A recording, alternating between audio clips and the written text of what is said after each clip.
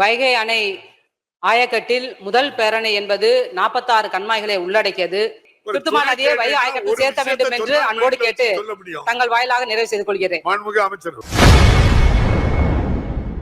தங்கள் பகுதி கால்வாயை தூர்வாரி தருமாறு சட்டசபையில் கோரிக்கை வைத்த திமுக பெண் எம்எல்ஏவுக்கு சபாநாயகர் அப்பாவு ஆவேசமாக பதிலளித்திருப்பது அதிர்ச்சியை ஏற்படுத்தியுள்ளது. வைகை நதி அணைக்கட்டோடு பாசன விவசாயத்தை சேர்க்க வேண்டும் என்று நீண்ட நாள் கோரிக்கை. வைகை அணை ஆயக்கட்டில் முதல் பேரணி என்பது 46 கண்மாய்களை உள்ளடக்கியது. இந்த 46 கண்மாய்களில் 16 கண்மாய்கள் இன்றைக்கு பயனற்று போய்விட்டன. வீடுகளாக கட்டடங்களாக எழுப்பப்பட்டு பயனற்று போயிருக்கின்றன. அந்த முதல் பேரணி பார்க்கிறோம் என்று சொன்னால் 27,528 பாசன விவசாயிகள் பயன்பெற்று வந்தனர். இதில் 9,234 ஏக்கர் இப்போது பயனற்று இருக்கிறது.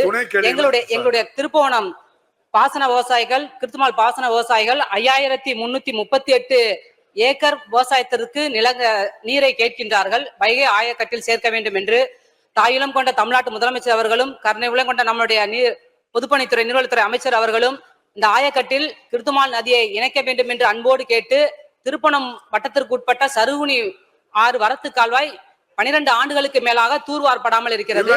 அதையும் தூர்வார வேண்டும் என்று அன்போடு கேட்டுக்கொண்டு வைகை கிருத்துமால் நதியை வைகை ஆயக்கட்டில் சேர்க்க வேண்டும் என்று அன்போடு கேட்டு தங்கள் வாயிலாக நிறைவு செய்து கொள்கிறேன்.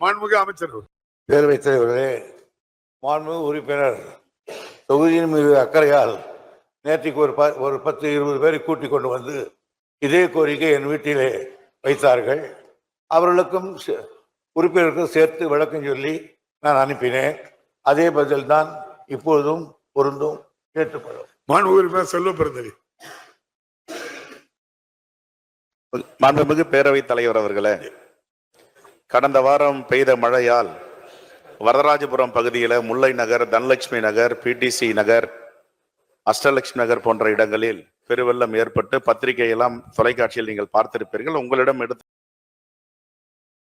செய்திகளை உள்ளது உள்ளபடி தெரிந்து கொள்ள ரெஃப்ளெக்ட் நியூஸை சப்ஸ்கிரைப் பண்ணுங்க.